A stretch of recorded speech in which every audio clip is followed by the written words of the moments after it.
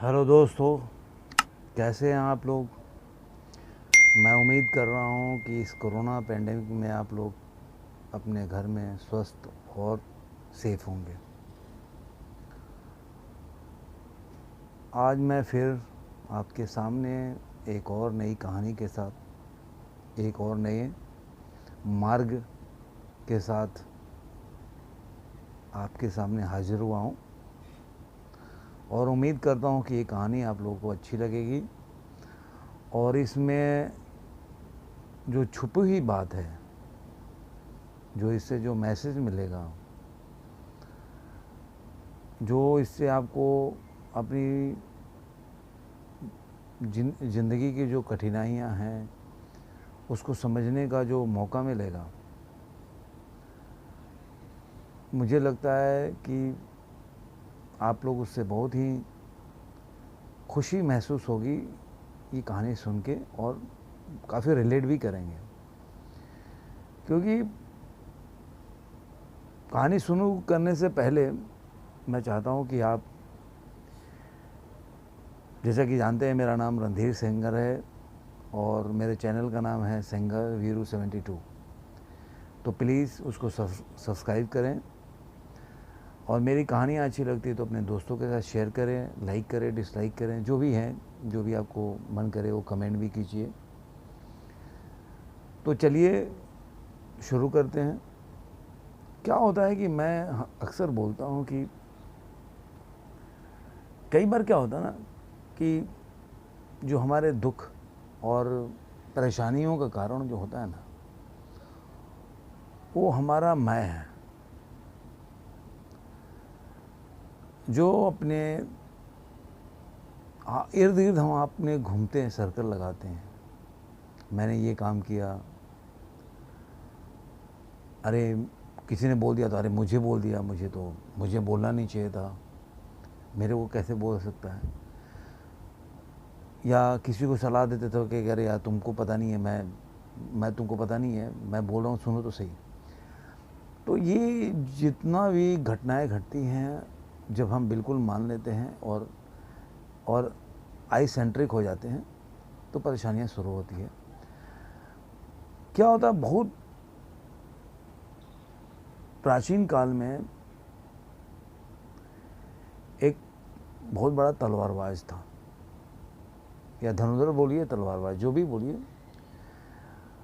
उसने काफ़ी परिश्रम किया और अपनी तलवारबाजी की में काफ़ी निपुणता हासिल कर लिया। लेकिन अहंकार जो है ना आदमी को, आपको जितना भी मिल जाए ना, उसको लगता है कि अरे मैं तो कुछ अलग ही चीज़ हूँ और ये मुझे तो कम मिला है, मुझे ज़्यादा मिलना चाहिए, मैं सबसे अलग हूँ। उस बंदे में भी ऐसी बात आ गई। तो वो बंदा जो था, वो बोला कि जब इतना कुछ जान गया मैं, तो सारे राज्य को पता चलना चाहिए कि मैं इतना बड़ा तलवारबाज हूँ और इतना निपुण हूँ इन चीज़ों में। तो वहाँ के राजा के पास गया और बोला कि भाई आप ऐसा कीजिए, पूरे राज्य में ऐलान कीजिए, मैं सब जितने भी लोग तलवारबाज हैं मुझसे मैं युद्ध लड़ना चाहता हूँ और जो जीतेगा वही इस राज्य का सेनापति होगा। आप ऐसा घोषित किया, अगर मतलब मेरे में अगर मैं सबसे अच्छा जानता हूँ तो मतलब मेरे से बेहतर सेनापति के योग्य तो कोई होगा नहीं। तो राजा बोले कि अरे देखो, मतलब अभी सीखो, कहाँ से सीखे, जो मेरा सेनापति है वो काफ़ी कुछ जानते हैं। मतलब उन्होंने समझाने की कोशिश किया लेकिन वो बंदा माना नहीं। बाद में क्या हुआ कि राजा बोले थकार के चलो भाई, आप एक प्रतियोगिता हो जाए, कंपटीशन हुआ, उसमें तलवारबाज साहब हार गए। तो हार गए तो अब उनको, उनके अहम को ठेस लगा। तो उनको लगा यार ये बंदा कहाँ से सीखा है, क्योंकि उनके वो हार को एक होता ना कि बड़ी ग्रेसपूर्वक स्वीकार करना चाहिए, हार या जीत हो। लेकिन उनको लगा कि अरे यार मेरे जैसा आदमी हार गया। बोले कि वो इस बात को डाइजेस्ट नहीं कर पाया। तो जाके सेनापति के बाद पूछा कि भाई आप कहाँ से सीखे? तो उन्होंने बताया कि भाई देखो मेरा गुरु है, वो यहाँ पे रहते हैं, काफ़ी दूर यहाँ से जंगल है, वहाँ जंगल में रहते हैं कुटिया में। वो बहाने से पूछा, उसका तो था कि भाई कैसे भी सेनापति को तो हराना है मुझे। वो अपना निकल गया खोज में, खोजते खोजते खोजते उनके पास पहुंचा। तो जाके बोला कि देखिए ऐसा सा बात है और मुझे आप अपना चेला बनाइए, मुझे सिखाइए। तो वो बोले कि देखो अब आप इतने दूर से आए हो और वो जो सेनापति हैं उनको काफ़ी मैं रेस्पेक्ट करता हूँ, इज़्ज़त करता हूँ, तो अब उनका नाम ले रहे हो तो चलो कोई बात नहीं, लेकिन ये विद्या जो है बहुत जल्दी सीखनी है, आपके पास टाइम होगा तभी आना। तो बोला नहीं नहीं नहीं नहीं, उसको तो अपना कुछ भी नहीं दिखाई दे रहा, उसको दिखाना है कि भाई मेरे को तो सबको परास्त करना है। उसका ईगो उसके चीज़ों पे भारी था। तो एक अच्छा भी चीज़ है कि मतलब वो टाइम दे के सीखना चाहता था, लेकिन जो उसका सोच था, जिस वजह उसका जो साध्य था या जो उसकी जिसके लिए सीखना चाहता था वो गलत था। अब ऐसे कोई भी आदमी इतना परिश्रम करके सीखना चाहता है टाइम दे के तो बहुत अच्छी बात है, लेकिन उसका जो उद्देश्य था वो गलत था। बाद में वो 2 साल रहा वहाँ पे, काफ़ी सीख गया। तो अब आया वहाँ राजा सेनापति के दरबार में दोबारा, कह रहा फिर मैं चैलेंज करना चाहता हूँ, क्योंकि उनको तो पता नहीं था ये सब बातें। फिर रिजिड हो गया। तो सेनापति बोले चलो भाई इसका दिल है तो कर रख लेते। वहाँ पे वो जीत गया तो सेनापति बना गया। लेकिन अब अहंकार है। एक दिन सोया सोया उसको आया कि भाई सेनापति को हरा दिया, लेकिन इसका गुरु तो मेरे से ज़्यादा जानता है, इसको तो बताना पड़ेगा मेरे को। मतलब अगर मेरे से ज़्यादा जानता है तो पृथ्वी पे मेरे से ज़्यादा जानने वाला तो है। मैं कैसे बोल सकता हूँ मैं सबसे बड़ा तलवारबाज या धनुर्धर हूँ? तो उसने क्या किया कि बोला या तो ये रहेगा या मैं रहूँगा। वो निकल गया, आया, देखा कि उनका जो गुरुजी थे वो अपना लकड़ी उकड़ी काट के आ रहे थे चुन के। तो उसने हाव देखा ना ताव, और उसने क्या किया कि एक धनुष लेके और उनके तरफ चला दिया। अब उसके गुरुजी ने देखा कि यार ये तो एक धनुष मेरे तरफ चला आ रहा है। तो उन्होंने लकड़ी के एक निकाला, उसमें से उन्होंने उसको ऐसे मारा जो घूम के उसी की तरफ गया, उसको लग गया। तो वो बोला वो तो उसके बाद देखा जो ज़मीन पे गिर गया और उसको लग गया बाण। तो कह रहे कि बेटे मैं जानता था कि ऐसा हो सकता है। तो गुरु का काम है, क्योंकि गुरु हमेशा ही अपने शिष्यों से धोखा खाया है। उसके पीठ में किसी ने छुरा भोंका है तो उसका शिष्य ही भोंका है। इसलिए मैंने ये जो चीज़ था ना, ये तुमसे छुपा के रखा था, ये मैंने तुमको सिखाया नहीं। अब उसको लगा, उसको बाद में वहाँ पे उन्होंने थोड़ा उपचार किया और वो ठीक हो गया। तो वो कहा कि गुरुजी ये तो मतलब गलत बात है। तो वो कहे कि देखो, लेकिन हाँ अब उसको लगा कि भाई, तो वो बोले कि उसको लगा कि भाई ये तो गुरुजी तो मेरे से सिखा गया और वो भी सीख गया ये बात। तो वो बोला गुरुजी अब तो आप हम बराबर हैं। आपका ये विद्या भी मैं जान गया। तो कह रहे कि गुरुजी ने बोला एक काम करो, मेरे भी एक गुरु है। तो कह रहा हाँ आपने कहाँ सीखा? तो कह रहा कि वो दूर जो पहाड़ी रहता है ना, उस पहाड़ी के ऊपर वो रहते हैं। तो उसको रहा कि भाई ये तो गुरु को क्या है, उसके गुरु को ही पकड़ लेता हूँ, तो अगर वही नहीं रहेगा वो गुरु, तो ये गुरु क्या चीज़ है। अब उसके अंदर तो अहंकार एकदम पूरा उफान पे था। वो चला गया, वो ढूंढते ढूंढते गया तो बताया था कि बूढ़ा बहुत बूढ़े हो गए होंगे। बोला ये कैसे पहचानोगे? तो बहुत बूढ़े हैं, वो झुक के चलते हैं, चल भी नहीं पाते। वो कहा कि ऐसे आदमी कैसे मतलब धनुधर होगा। गया था, ढूंढते ढूंढते देखा कि पहाड़ पे एक बूढ़ा आदमी कमर से झुका हुआ है, एकदम लाठी टेक के चल रहा है। तो बोला कि अरे, पूछा कि आप ही वो धनुर्धर या तलवारबाज है जिनको नीचे के गुरुजी ने भेजा मेरे को, तो बता रहे थे आपके बारे में। तो कह रहे हाँ मैं। कह रहा लेकिन आप तो बूढ़े हो गए, आपसे तो तलवार और धनुष तो उठेगा ही नहीं, आप कैसे चला सकते हो? तो कह रहा नहीं, आप बताओ कैसे चला सकते हो, आपको क्या आता है, मतलब इतने बूढ़े में तो कैसे जाओ? वो कह रहे कि आप अभी भी बहुत वो कहे कि अच्छा एक काम करो, आओ कैसे क्या मेरे में विद्या है मैं बताता हूँ। चलते चलते पहाड़ के एकदम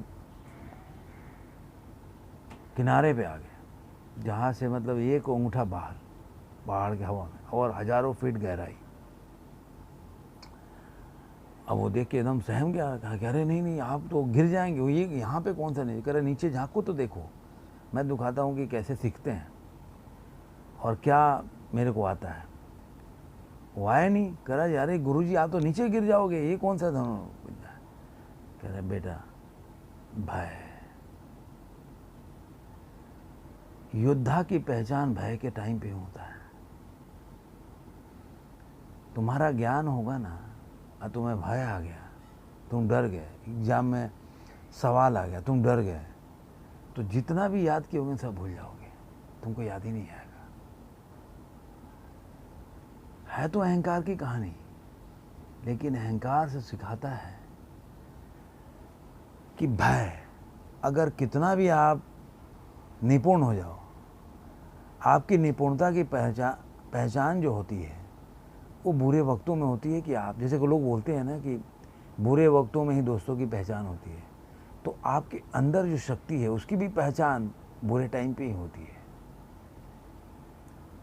जब आप चारों तरफ फंस गए हो और उस समय आप घबरा गए, तो आपका सारा विद्या धनुष चलाने का, बाण चलाने का और तलवार चलाने का धरा का धरा रह जाएगा। तो असली योद्धा का पहचान भय के समय ही होता है। जब वो भय के समय पे सही तलवार चला सकता है, विद्या और बाण चला सकता है, तभी वो असली योद्धा है। तो ये ज्ञान तुमको नहीं था। सुख में तो सभी लोग जी लेते हैं, आप आनंद हो, आप टीवी देख रहे हो, सब चीज़ कर रहे हो, आपको पता भी नहीं चलेगा दुनिया में क्या हो रहा है। लेकिन दुख, जब दुख आता है ना, तब आपका माइंड चलना चाहिए। और मैं तो ऐसा मानता हूँ कि दुख में ही जिसका माइंड चलता है वही आगे बढ़ता है। दुख ही सिखाता है, दुख ही आपको साधता है, आपका उद्देश्य को एक डायरेक्शन देता है। अगर आप अपने दुख और अपने कठिनाइयों से, अपने परेशानियों को समझ के और धैर्य से उसको समझ के चलेंगे, तो वही दुख, अभाव, परेशानी आपको रास्ता दिखाता है कौन से रास्ते पर चलना चाहिए। आप अगर दुख के टाइम पे, परेशानियों के टाइम पे आपने अगर धनुष रख दिया और डर गए, जैसे कोई भी भावना हो, ये तो मान लीजिए मैंने तो बोला भय, ऐसे भी भावना होते हैं। जैसे कि आपको मान लो आपको किसी से, मतलब आप जिस काम के लिए बने, जो काम के लिए गए हो, योद्धा हो, जैसे अर्जुन की एग्जाम्पल लीजिए, वो महाभारत में युद्ध करने गए थे, युद्ध के मैदान में खड़े थे, उनमें इमोशंस क्या आ गया, प्रेम आ गया कि सारे मेरे मतलब अब मेरे खानदान के ही लोग खड़े हैं, मेरे अपने लोग खड़े हैं सामने, मैं उन पे कैसे तलवार चलाऊं, कैसे धनुष चलाऊं? अब जब एक भावना आपके अंदर आ गई, योद्धा का काम है भावनाओं को कमांड कंट्रोल करके उसके बाद अपनी जो भी सीख है उसकी परीक्षा देना, वही योद्धा का काम है। विद्यार्थी का काम है, कितना भी दुख हो, किसी घर में कोई देहांत हो गया, किसी को बीमार पड़ गई, आप एग्जाम में जा रहे हो, आप अपने सारे इमोशंस को बैलेंस करके और एग्ज़ाम देना, वही उसी समय का। आप तो अच्छे मूड में जा रहे हो एग्ज़ाम देने के लिए, तो सब लोग हो जाते हैं, लेकिन ज़िंदगी में ऐसी तो होता नहीं है। हमेशा सिचुएशन तो अच्छा नहीं होगा कि आप एग्ज़ाम देने जा रहे हो या कोई भी परीक्षा इंटरव्यू देने जा रहे हो और सब अच्छा हो। कई बार बुरे वक्त भी आ जाए, आपका ट्रेन छूट गया, आपके बस छूट गई, इंटरव्यू में आप लेट से पहुँचे, तो आपको क्या करना पड़ेगा? अब जल्दी जल्दी जा रहे हो, अब घबरा गए हो आप।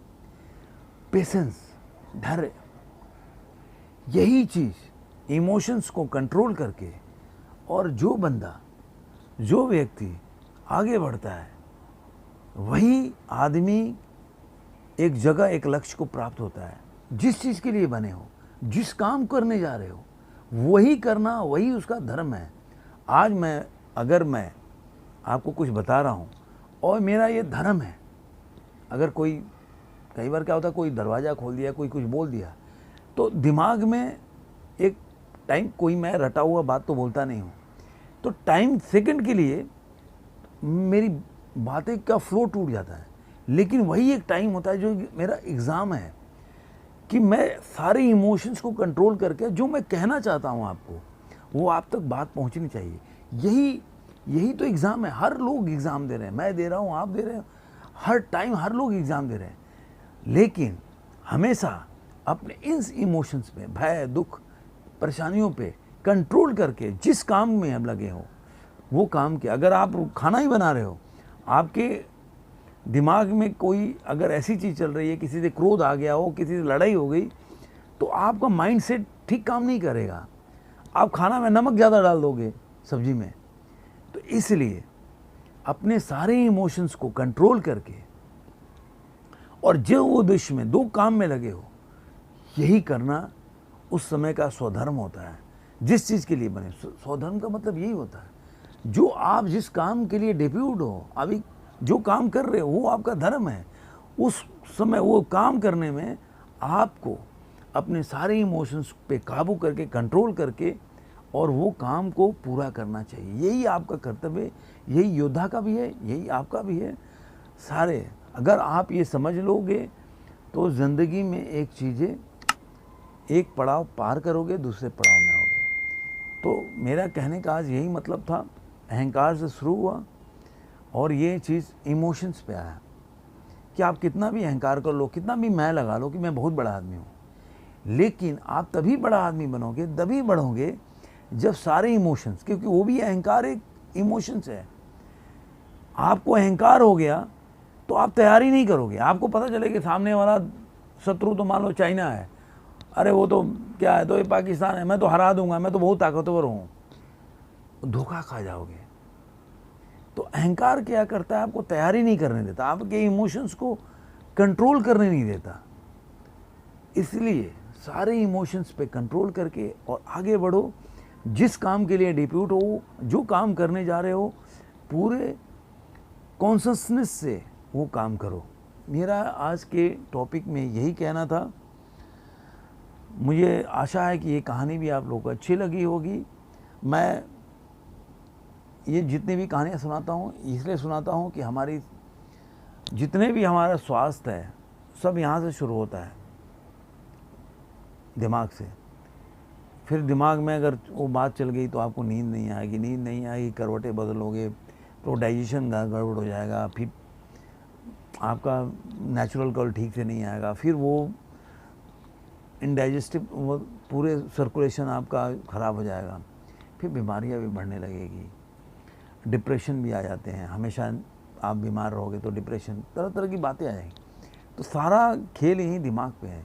तो मेंटली कॉन्शसनेस होके सब कंट्रोल करके काम करना चाहिए, यही मेरा कहना था।